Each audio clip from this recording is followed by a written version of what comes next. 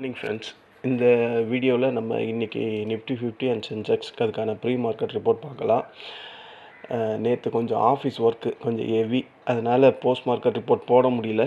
அதனால் காலையில் எழுந்த உடனே ப்ரீ மார்க்கெட் ரிப்போர்ட் போடுறேன். அதுக்கு முன்னாடி நேற்று வேர்ல்டு மார்க்கெட் எப்படி க்ளோஸ் ஆச்சு அப்படின்ற மாதிரி ஒரு கிளான்ஸ் செக் பண்ணிடலாம். வேர்ல்டு மார்க்கெட் இப்போ ட்ரேட் ஆகி முடிஞ்சது. டவ் 30 314 பாயிண்ட் மைனஸில் முடிஞ்சிருக்கு. S&P 28 point minus.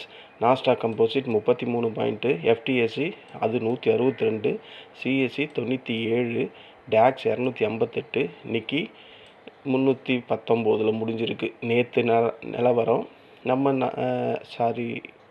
ஆமாம், ஹாங்செங் 412, ஷாங்காய் 19, அதை 20னே வச்சுங்க. நம்ம NSE நிஃப்டி நேற்று -4, BSE சென்செக்ஸ் 114. நான் ஆல்ரெடி சொன்னேன், சென்செக்ஸு எக்ஸ்பெரினாவே அது லாஸ்லெஸில் தான் முடியும் அப்படின்ற மாதிரி. அதே மாதிரி தான் முடிஞ்சிருக்கு. க்ரூட் ஆயில் இப்போ ப்ரைஸ் 97 இன்க்ரீஸ் தான் ஆயிருக்கு. இவன் பிரெண்ட் க்ரூட் ஆயில் எவ்வளோ இருக்கான், இவனை பார்த்தா 102.60 இருக்குது. ஸோ இதுவும் இன்க்ரீஸ் தான் ஆயிருக்கு. அதாவது 103.96லேருந்து $1.30 அப்படின்ற மாதிரி இறங்கியிருக்கு. ஓகேங்களா. ஸோ பிரெண்ட் க்ரூட் ஆயில் இதெல்லாம் திடீர்னு இன்க்ரீஸ் ஆனதுனால தான் யூஎஸ் மார்க்கெட்டெல்லாம் பெரிய லெவலில் இறங்கியிருக்கு. ஓகேங்களா. இப்போது இன்றைக்கி நடக்கிற நிக்கி பாருங்கள், 319 டவுனில் தான் ட்ரேட் ஆகுது. அப்படின்னா வாய்ப்புகள் அதிகமாக என்ன இருக்குது, நமக்கு டவுன் சைடு ஓப்பன் ஆகிறதுக்கான வாய்ப்புகள் தான் அதிகமாக இருக்குது. இப்போது SGX நிஃப்டி 113 114ன்னே வைங்களேன், 114 பாயிண்ட் மைனஸில் ட்ரேட் ஆகுது. 24,285 இருக்குது. நம்மளது 24,326 நேற்று முடிஞ்சிருக்கு. 205 326. ஸோ இங்கேயே ஒரு 126 பாயிண்ட்டு மைனஸ் காட்டுது ஆல்ரெடி. ஸோ நிஃப்டி 50க்கும் SGX நிஃப்டிக்கும் குறைஞ்சது ஸ்பாட்டுக்கும் ஃபியூச்சர்ஸுக்கும் ஒரு 180 100 120 அந்த வேரியேஷன் இருக்கும். ஸோ நமக்கு அப்படியே ஒரு கேப் டவுன், அப்படியே அந்த பாயிண்ட்டு 130 பாயிண்ட்டு கேப் டவுன் ஆகிறதுக்கான வாய்ப்புகள் அதிகமாக இருக்குது. ஓகேங்களா. நம்ம அதை வச்சு பார்த்தா இன்றைக்கி மார்க்கெட் எப்படி இருக்குன்னா, ஒரு கேப் டவுன் ஓப்பனிங் அப்படின்றது, இப்போ இது நான் ரெக்கார்ட் பண்ணுறது மணி 6:10 காலையில். அப்படியே ஒரு கேப் டவுன் வரதுக்கான வாய்ப்பு இருக்குது. இது நிஃப்டி இது சென்செக்ஸில் பேஸ் 77,886 முடிஞ்சிருக்கு. வெயிட்டட் ஆவரேஜில் 77,844, ஒரு 22 பாயிண்ட் மைனஸில் தான் இருக்குது. ஒரு கேப் டவுன் அப்படின்றது தெரியுது. 130 பாயிண்ட்டுன்னும் போது சென்செக்ஸில் ஒரு 350 400 பாயிண்ட்டுக்கு வரும். அப்போ 400னா 77,400, இது ஃபஸ்ட்டு சப்போர்ட்டாக இருக்கும். ஓகேங்களா. எது 77,502 ஃபஸ்ட்டு சப்போர்ட்டு. இந்த சப்போர்ட்டுக்கும் கீழே ஓப்பன் ஆச்சுன்னா ஸ்ட்ராங்கான சப்போர்ட்டு 77,207. ஓகேங்களா. அதையும் ஸ்ட்ராங்காக உடைச்சா இதை 77,682, இது தேர்டு. அதுக்கும் கீழே வருது. இன்றைக்கி வேறு வீக்லி, இந்த வீக்லியோட லாஸ்ட்டு ட்ரேடிங் டே, அதனால் மார்க்கெட் கீழே வர்றதுக்கு வாய்ப்புகள் அதிகம், ப்ராஃபிட் புக்கிங்க்கு வாய்ப்பு அதிகம். அப்போது 76,529 ஃபோர்த்து சப்போர்ட்டாக இருக்க வாய்ப்பு இருக்குது. கேப் அப் அப்படின்றது எனக்கு தெரிஞ்சு இப்போ வரையும் வாய்ப்புகள் இல்லை. ஒருவேளை இந்த கரெக்ஷன்ஸ்லாம் வந்துட்டு இது ஆக்ட் ஆகிடும், ரெசிஸ்டண்ட்டாக ஆக்ட் ஆகிடும், இதுவும் ரெசிஸ்டண்ட்டாக ஆக்ட் ஆகும். ஒருவேளை நமக்கு ஒரு லிட்டில் பிட்டு நார்மல் ரேஞ்சில் ஓப்பன் ஆகுதுன்னா அதுக்கான ஃபஸ்ட்டு ரெசிஸ்டண்ட்டு இது தான், 78,169. ஓகேங்களா. அதை ஸ்ட்ராங்காக உடைச்சா 78,464 இருக்குது. இந்த 2 ரெசிஸ்டண்ட் போதும். ஏன்னா மார்க்கெட் பாருங்கள், ஒவ்வொரு வாட்டியும் ஒரு லோ வந்துட்டு அதுக்கப்புறம் ஒரு நல்ல ஸ்பைக் அப் ட்ரெண்ட் மேலே போகுது. எது வரையும் போகிறான்னா அன்றைக்கான ஹை வரையும் தான் போகிறான். இது இந்த சினாரியோ இங்கே நடந்திருக்கு, இங்கே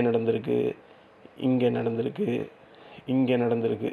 ஸோ எந்த அளவுக்கு கீழே வரானோ அந்த அளவுக்கு அன்றைக்கோட இன்ட்ராடேயோட ஹையை டச் பண்ணிவிட்டு அங்கே தான் அதுக்கப்புறம் ரேஞ்ச் பவுண்ட் ஆகுது மார்க்கெட்டில். அப்போ இது இன்றைக்கி கேப் டவுன் அப்படின்னும் போது கீழே நல்லா வந்துட்டு மறுபடியும் இன்ட்ராடே ஹைக்கு தான் போகுது மார்க்கெட். நான் அப்படி தான் ஃபீல் பண்ணுறேன். இன்றைக்கி லாஸ்ட்டு ஒர்க்கிங் டேன்றதுனால மார்க்கெட் கரெக்ஷன் ஆகிறதுக்கான வாய்ப்புகள் அதிகமாக இருக்க மாதிரி எனக்கு தோணுது. நிஃப்டி 50 வருவோம். நிஃப்டி 50 வந்தால் இது ஒரு பேஸ் லைன் 24,338 இருக்குது. வெயிட்டட் ஆவரேஜில் 24,326 இருக்குது. 12 பாயிண்ட் கிட்ட மைனஸில் தான் இருக்குது. ஒரு கேப் டவுன் அப்படின்னும் போது இவன் ஆல்ரெடி 135 பாயிண்ட் கேப் டவுனில் இருக்கான். அப்போது 24,200 அப்படின்றது தான் ஃபஸ்ட்டு சப்போர்ட்டாக வரும். இதுதான் இங்கே இருக்குது. இந்த சப்போர்ட்டு இதுக்கு கீழே தான் அது ஓப்பன் ஆகுது. ஓகேங்களா? அப்போது இதுதான் அதுக்கு ஸ்ட்ராங்கான சப்போர்ட்டாக இருக்கும். 24,200 அப்படின்னும் போது இவன் இங்கே தான் ஓப்பன் ஆக போகிறான். இன்றைக்கி ஓப்பன் ஆச்சுன்னா இப்போ இருக்கிற அந்த டைம் பிரகாரம் அந்த கேப் டவுன் பிரகாரம் பார்த்தா இங்கே தான் ஓப்பன் ஆகும் 24,200. பட் அது ஒரு ரவுண்ட் நம்பர்னும் போது அது ப்ரெஷர் கீழே வரும். 24,172 தான் சப்போர்ட்டாக ஆக்ட் ஆகும். அந்த 24,250 ஃபஸ்ட்டு சப்போர்ட்டை தாண்டி ஓப்பன் ஆகிறதுனால இதுதான் ஃபஸ்ட்டு சப்போர்ட்டாக இருக்கும். 24,172 அதை ஸ்ட்ராங்காக உடைச்சானா 24,089. அதுக்கப்புறம் இருக்கிறது சைக்காலஜிக்கல் நம்பர் 24,000. ஓகேங்களா? இந்த 4 சப்போர்ட்டு நிஃப்டி 50ல் இன்றைக்கி இன்ட்ராடே லெவல்ஸாக ஆக்ட் ஆகிறதுக்கான வாய்ப்பு இருக்குது.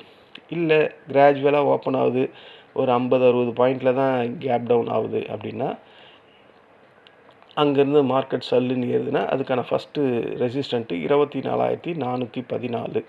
அதுக்கு முன்னாடியே இந்த ப்ளூ லைன் வந்து ரெசிஸ்டண்ட்டாக ஆக்ட் ஆகும். அதையும் தாண்டி உடைச்சதுன்னா 24,414. அதுக்கும் மேலே போச்சுன்னா 24,470. அதுக்கு மேலே போகிறதுக்கு வாய்ப்புகள் இல்லை. அப்படி இருந்தாலும் 24,500 அப்படின்றது 520 இருக்குது. இந்த 3 ரெசிஸ்டண்ட்டு இன்றைக்கான இன்ட்ராடே லெவல்ஸை ஆக்ட் ஆகிறதுக்கான வாய்ப்புகள் அதிகம். ஓகேங்களா? இதுதான் இன்றைக்கான ப்ரீ மார்க்கெட் ரிப்போர்ட்டு. ஏன்னா வேர்ல்டு மார்க்கெட் எல்லாம் இறங்கி தான் இருக்குது. அதனால் மார்க்கெட்டில் ஒரு ஸ்ட்ரென்த் இருக்காது அப்படின்ற மாதிரி எனக்கு தோணுது. க்ரூட் ஆயில் விலையும் கணிசமாக இன்க்ரீஸ் ஆகி தான் இருக்குது. அது இல்லாமல் நேற்று எஃப்ஐஎஸ் என்ன பண்ணியிருக்காங்கன்னு பார்த்தா, நேற்று எஃப்ஐஎஸ் பெரிய லெவலில் செல் பண்ணவே இல்லை. ஒரு 340 கோடி, வெறும் 340 கோடிக்கு தான் செல் பண்ணியிருக்காங்க. ஒருவேளை அவங்க இன்றைக்கி பையிங்கில் திரும்பிட்டால் மார்க்கெட் மேலே ஏறிடும் அப்படின்ற மாதிரி தான் எனக்கு தோணுது.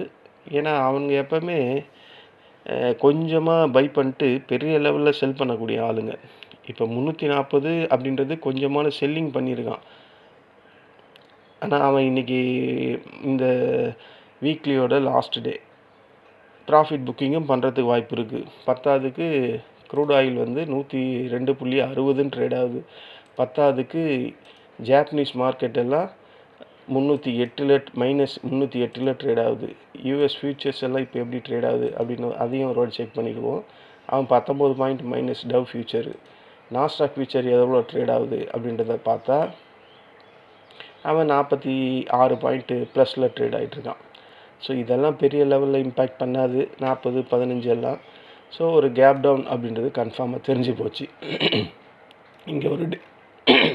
இங்கே ஒரு டிஸ்க்ளைமர். இங்கே நான் கோடிட்டு காட்டியிருக்கேன் இந்த ரெட் லைன், இந்த ப்ளூ லைன், இந்த க்ரீன் லைன்லாம் ட்ரேடிங் ரெக்கமெண்டேஷன் லைன்லாம் கிடையாது. நேற்று நல்லா ப்ராஃபிட் பண்ணியிருப்பீங்க நான் நம்புகிறேன். நல்லா மார்க்கெட் நல்லா இருந்தது. நான் நல்லா ப்ராஃபிட் தான் பண்ணேன்.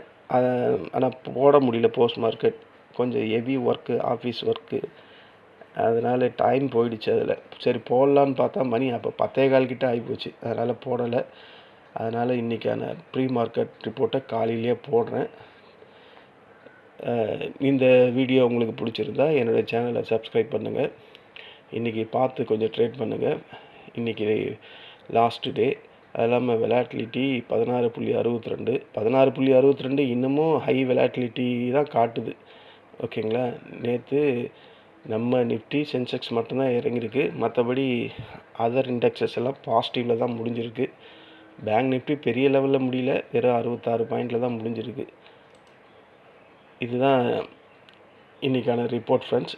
நம்ம இன்றைக்கி இன்ட்ராடே டைமில் மீண்டும் சந்திக்கலாம். நன்றி, வணக்கம்.